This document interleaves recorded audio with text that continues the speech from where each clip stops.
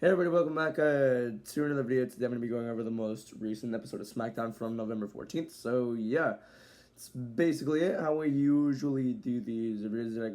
I go over all the matches and segments, I rank them, and give the full show rating at the end of it. So yeah, it started off with the Women's War Games team members for the baby faces.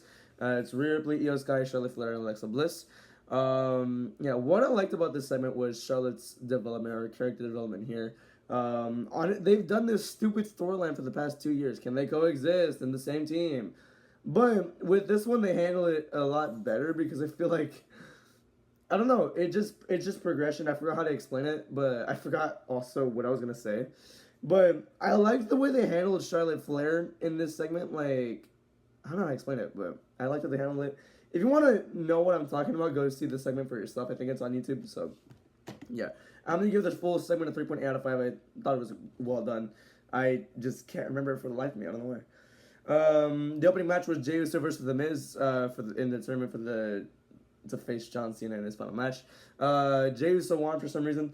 It was alright. It was serviceable. I'm gonna give it a 3.1 out of 5. And yeah, let's move on to the United States Championship between Axiom and Ilya Dragunov. It was pretty cool. There were some cool moments, especially the one where Axiom did this really insane DDT.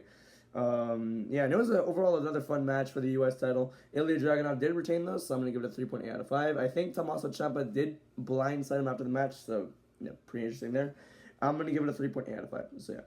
Sami Zayn had his segment against Solo Sikoa. They had their own kind of build-up to War Games, but they're not going to be at War Games. Sami Zayn said he's cleared and all that. He's going to come for Solo Sikoa. And yeah, it's basically a 5v1, but then here comes the Avengers. It's Rey Fenix, Shinsuke Nakamura, and the Motor City Machine Guns. Four of those people going up against the MFT for, what's it called?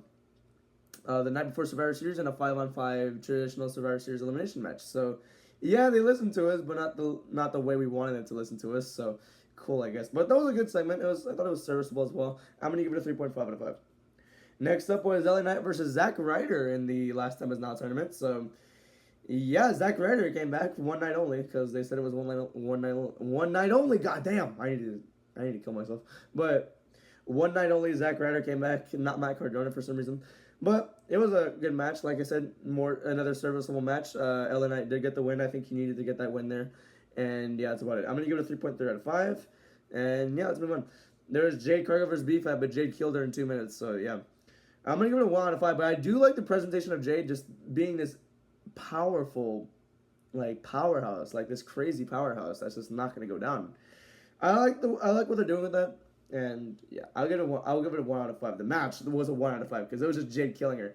But overall, I give it a thumbs up what they're doing with Jade Cargill and the way they're presenting her as champion. So yeah.